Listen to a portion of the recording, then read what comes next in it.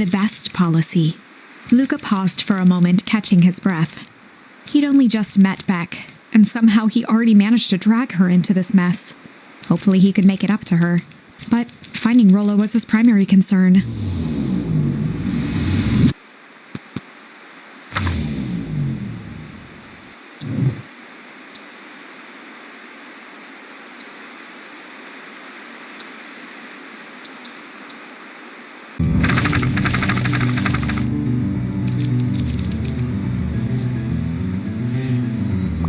Chapter 4. The best policy. Luka paused for a... He'd only... Hopefully he...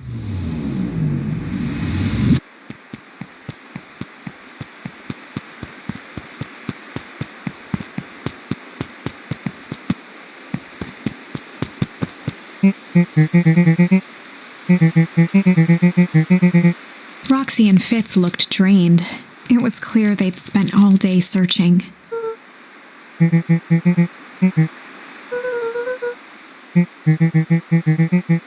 Roxy's temper could often be dismissed as the impatience of an older sibling, but this was the most intense Luka had ever seen her. Her eyes were wild and unfocused, looking straight through Luka. In a torrent of rambled words and tears, Luka broke down.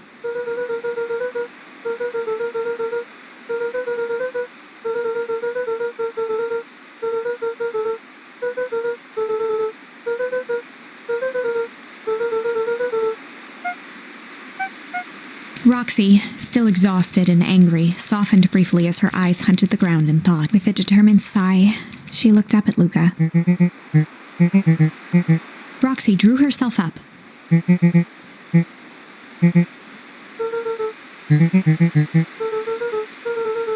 Roxy tried to think of the safest place to send Luka.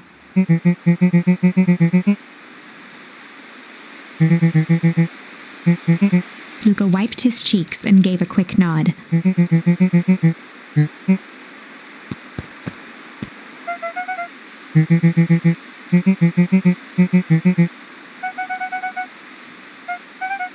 Looking into the puddle, Roxy rubbed her arms to warm up.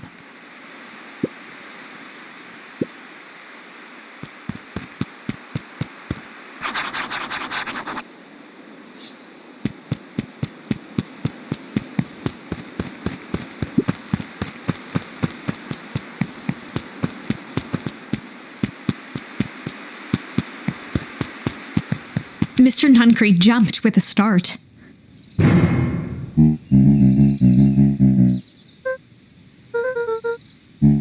Luka motioned to the phone booth.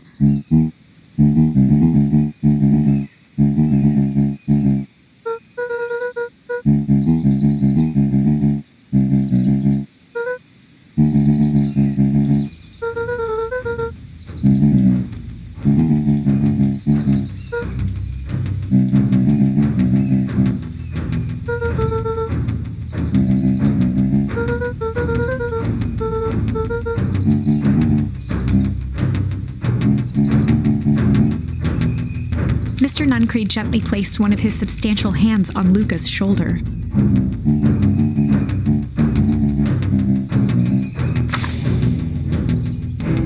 Luka peered up at Mr. Nuncreed. Kind eyes warmed a stern face. There was a deeper emotion hiding beneath it all. It was subtle, but Luka could sense something eating away at him.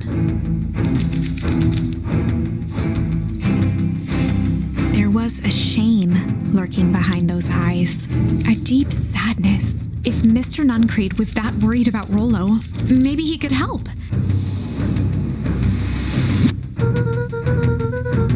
Mr. Nuncreed raised an eyebrow.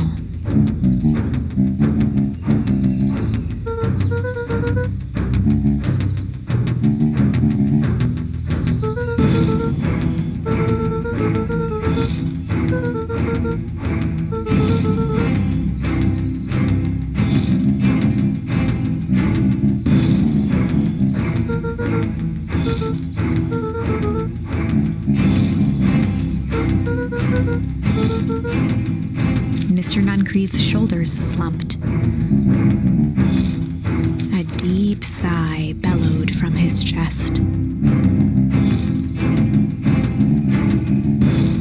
Luka Luka attempted to take a step back, but Nuncreed's hand clamped down on his shoulder.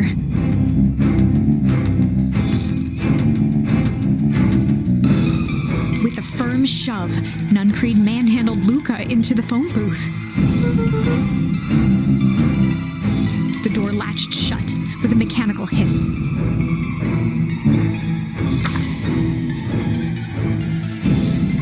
As Luka pounded the glass, the floor dropped from under his feet. The inside of the phone booth was now a loose capsule plummeting at gravity's whim. Luka winced and pressed his hands to the walls. As he braced for impact, the capsule hurried to a surprisingly smooth stop.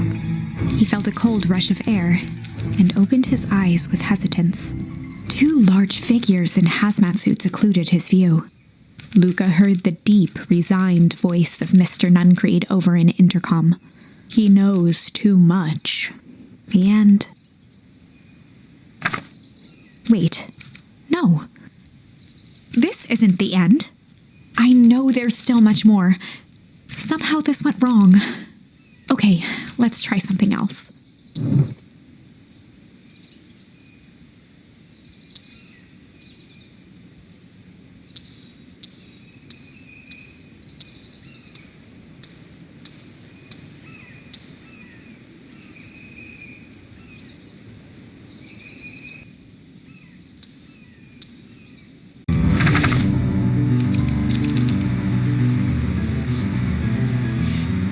Well, time to bust out the strange.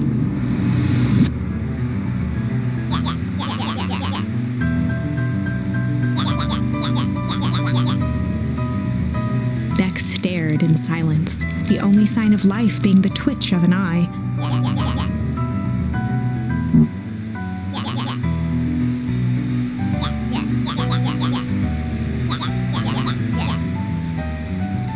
At the sight of Iggy taunting Beck, something in Luka snapped. Iggy's smirk shifted to a look of shock as Luka launched himself into his stomach.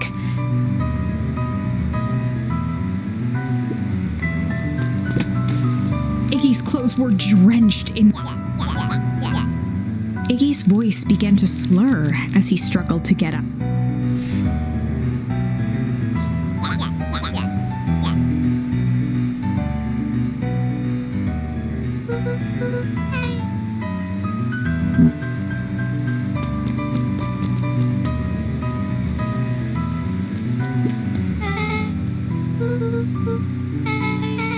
The person at the warehouse, this strange ooze, and what it did to Iggy. Was Rollo caught up in all of this?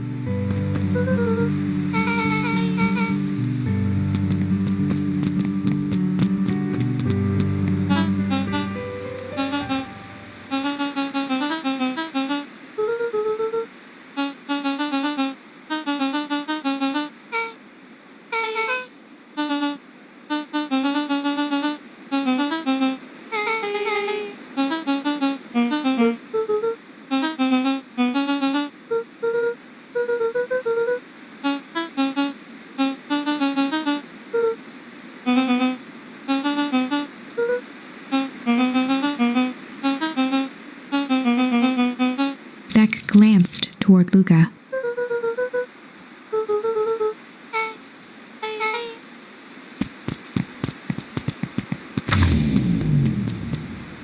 Rollo was safe. A wave of relief washed over Luka, which was quickly replaced by a sense of dread. Gran is going to kill me. If he hurried, he might just make it home before sundown. Chapter 4. Our harvest awaits.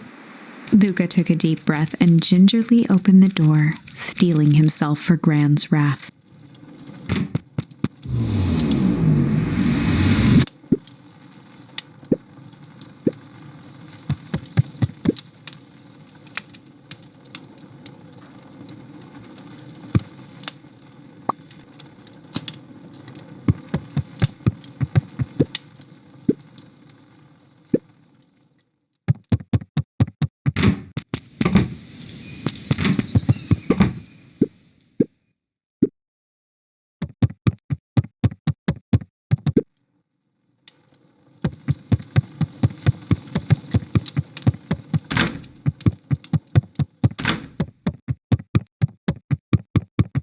Luka was alone.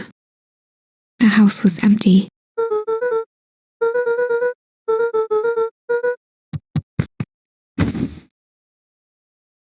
Luka was sitting by the pond, listening to small waves lap against a rock. His father sat in a folding chair in front of him. Without turning, he spoke. "Why don't you grab me some nice bait?"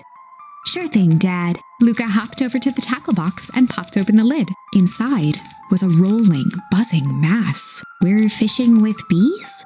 Luka's father gave a warm chuckle. "Well, you catch more fish with bees than honey. Pick us out a good one." Luka closed his eyes and plucked out a bee. He could feel its wings struggle between his finger and thumb. Holding it at arm's length, he hurried over. His father deftly baited the hook and examined his work. "Interesting choice."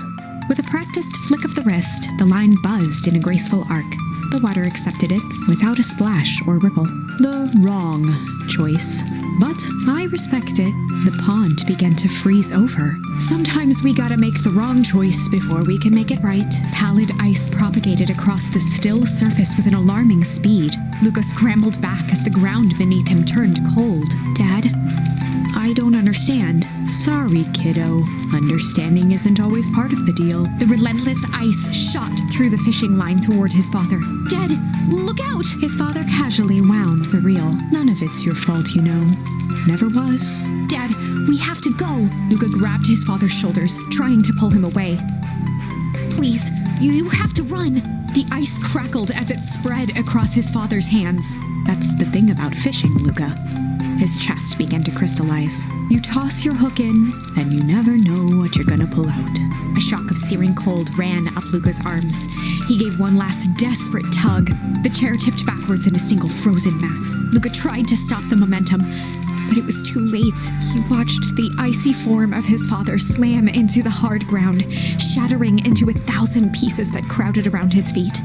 "Dad, I don't understand. What does all this mean?" The gentle rustle of leaves was the only reply.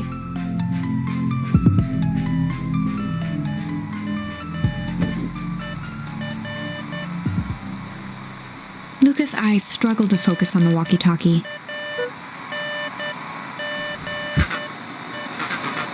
Faintly, he could hear Rollo amongst the noise.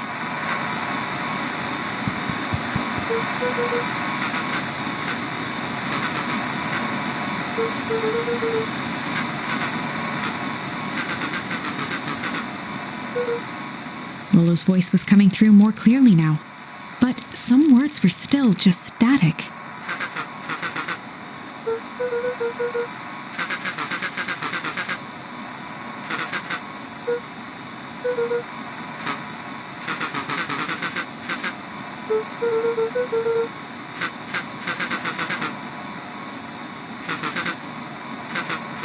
The signal went silent. Luka held still, waiting for a response, his pounding heartbeat marking the passage of time. Lolo's voice began to fade.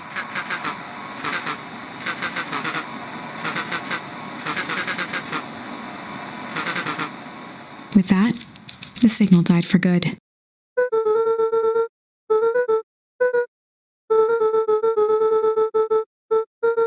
Luka grabbed the walkie-talkie and sprinted to the treehouse.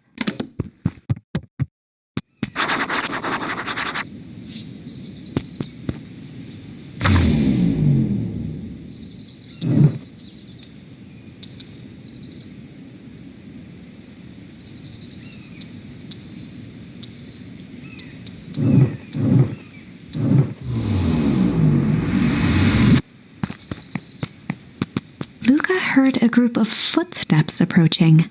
He dashed behind the bushes to avoid being spotted.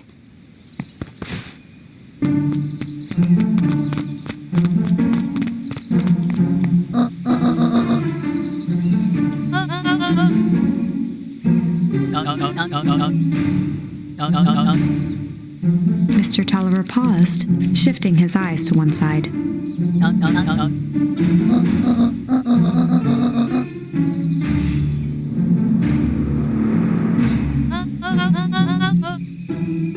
Mr. Mr. Tolliver took one long, quiet breath.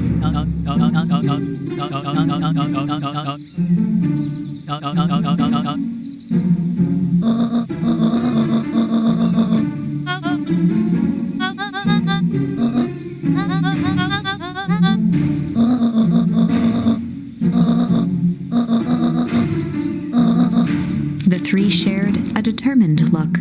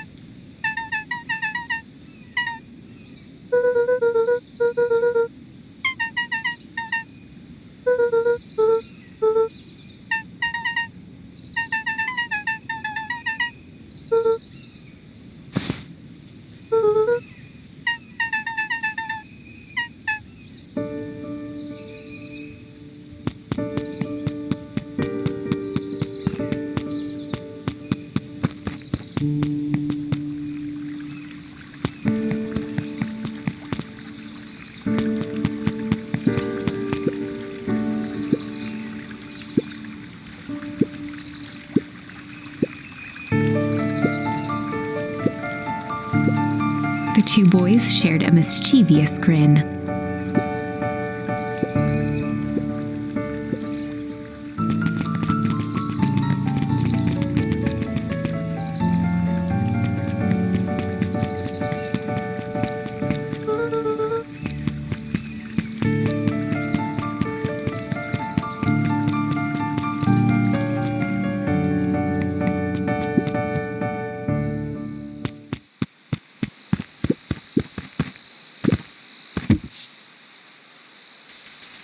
Luka placed a sink. Sometimes the best stuff.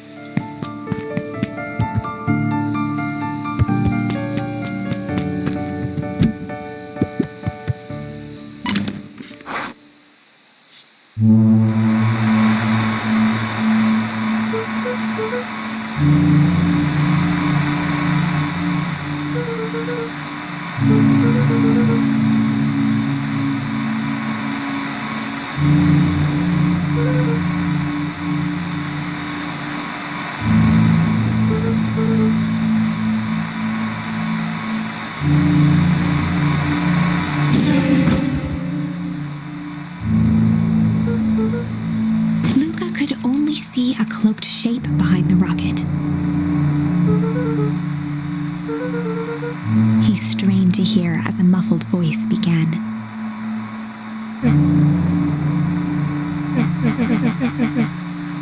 Fear gripped Luka's throat.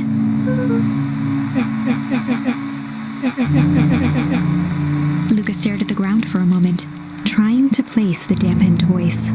The figure shifted slowly from behind the rocket, revealing itself to Luka.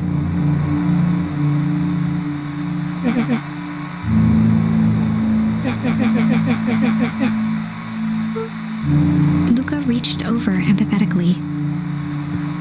Iggy's tone jolted to dejected anger.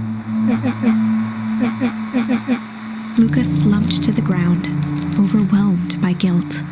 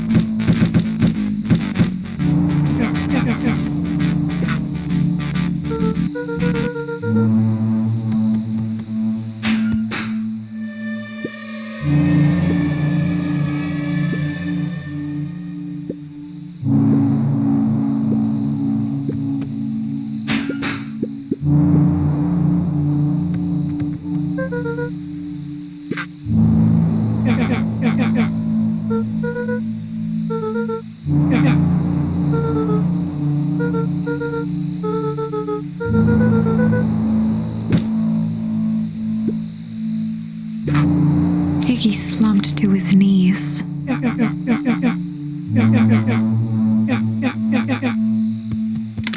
Luka grabbed the walkie-talkie and headed for the window. Luka and Iggy climbed up the back of the treehouse to its roof, where Rollo had constructed his MCDC, the Mission Control Defense Cannon. From behind the crowd of clipboards, William Kerr strode forward, a warm smile on his face.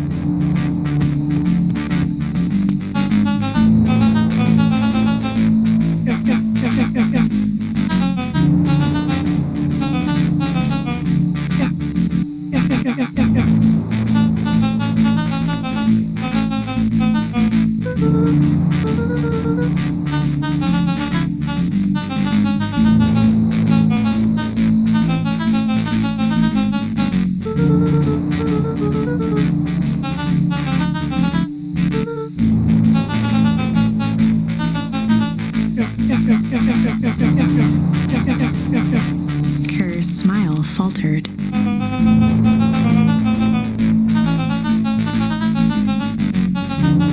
Luka's grip tightened on the MCDC.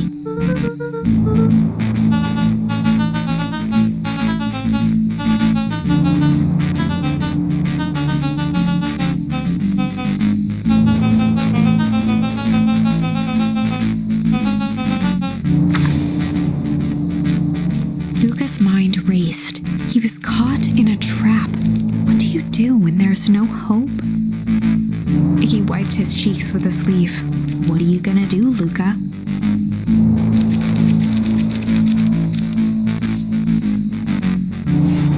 Luka drew himself up and decided to take the only option they had left. Fight. He swung the Mission Control Defense Cannon around, aiming it confidently at the smirking face of William Kerr. Luka summoned his most insolent demeanor.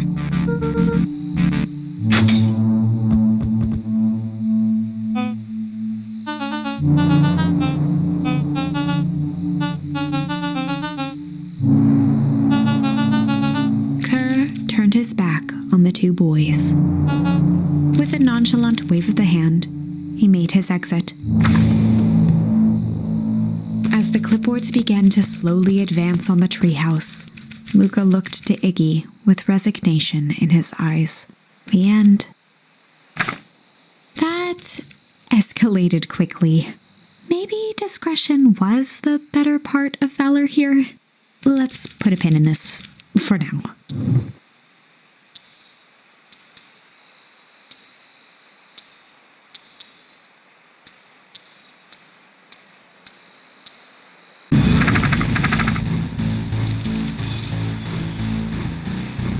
This is a story about struggle.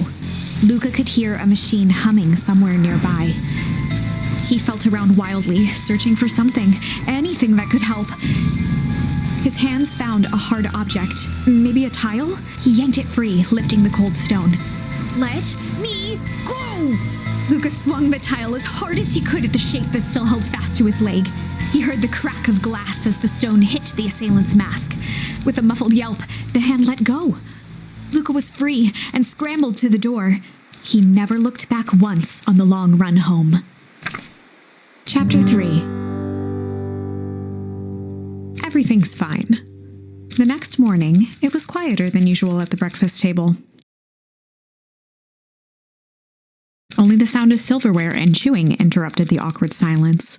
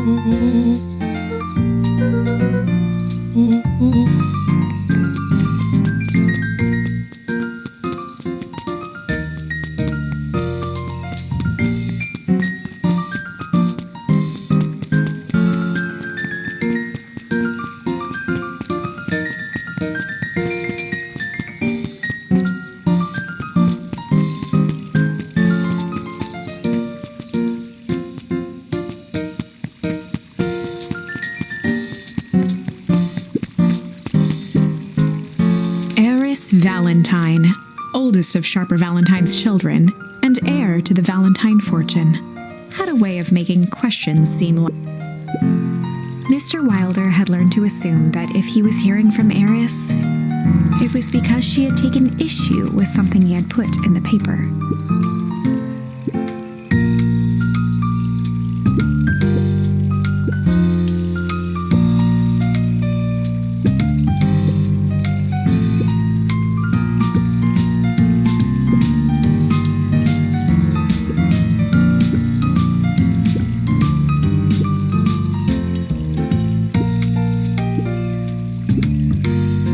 Mr. Wilder averted his gaze and began to polish his monocle.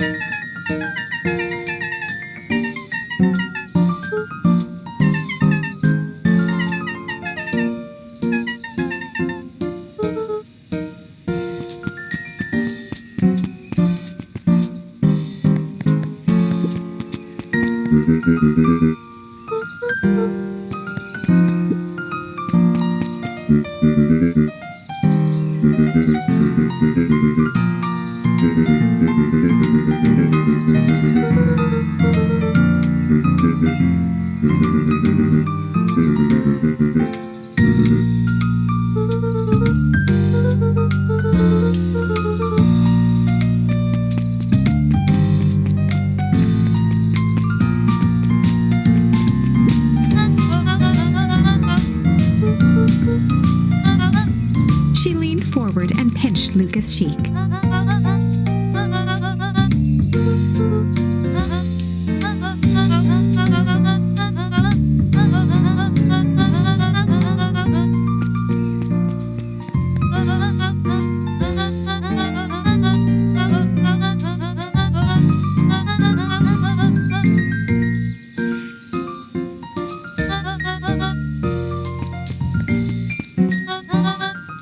Luka shifted the basket uncomfortably. Mrs. Fratelli lifted the cloth and inspected the jam. She carefully lifted out her jars of jam.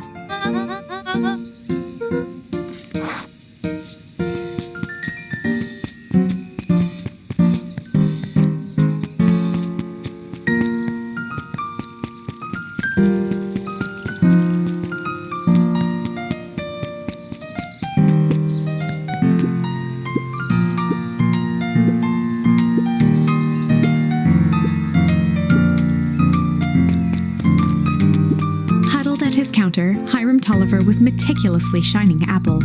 More accurately, Hiram Tolliver was meticulously shining one apple. With a yelp, Mr. Tolliver fumbled the apple, flailing at the air as it fell. He leaned forward and lowered his voice. He leaned in a bit further. Mr. Tolliver leaned back, speaking loud enough for anyone to hear. He reached forward and snapped up the jars of jam, giving Luka a little wink.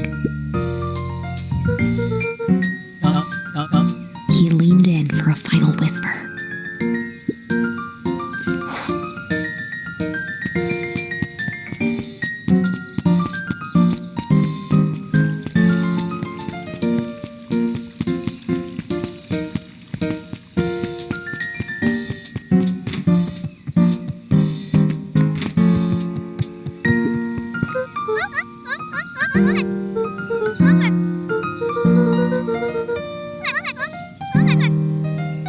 Kato motioned to the book in front of him.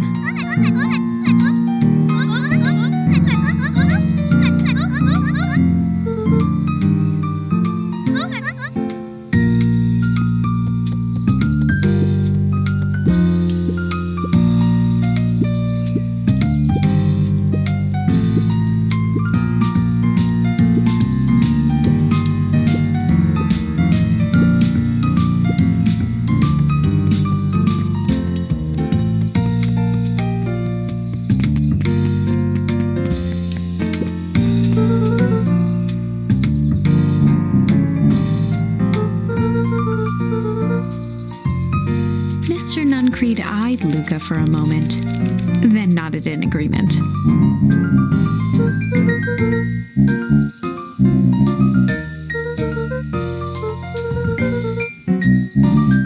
Nuncreed snatched the basket from Luka.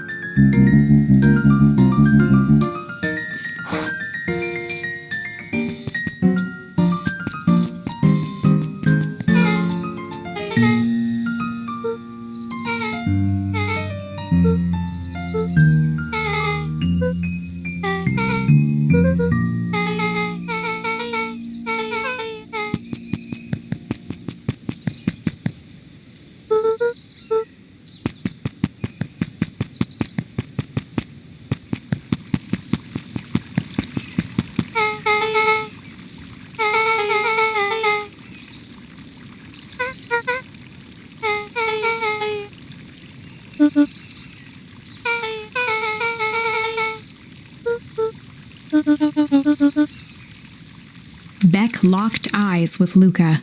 The look on her face was equal parts expectant and desperate.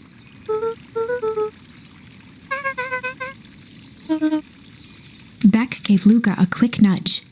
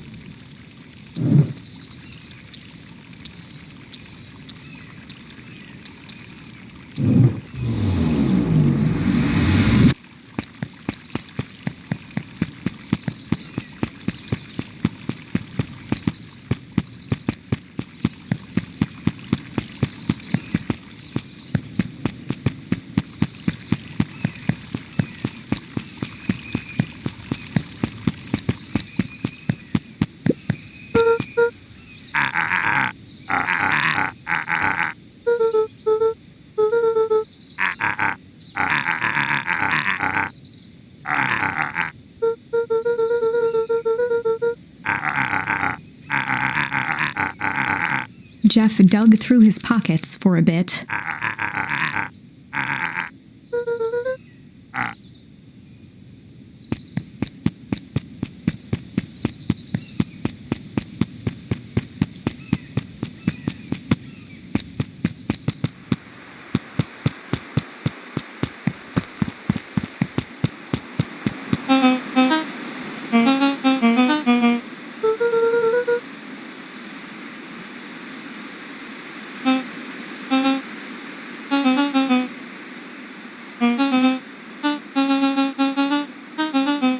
Mr. Kerr winked with a wry smile.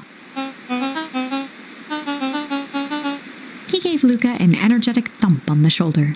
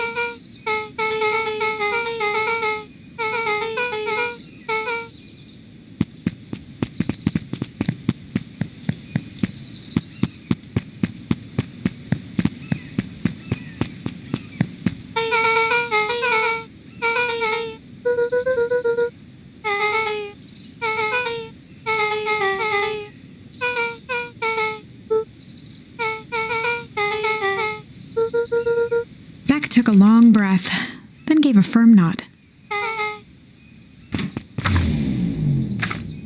Chapter 4